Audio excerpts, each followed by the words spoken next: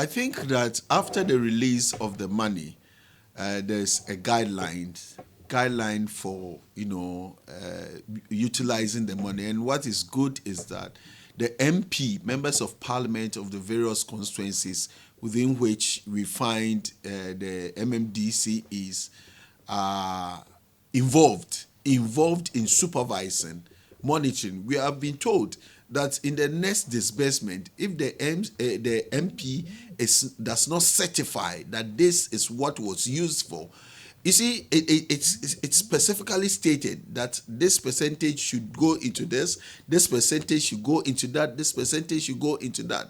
So all of us are going to help to monitor, all of us are going to help to achieve the aim of establishing, that institution, coming out with that money to the district assemblies. So I believe that there's no cause, for alarm.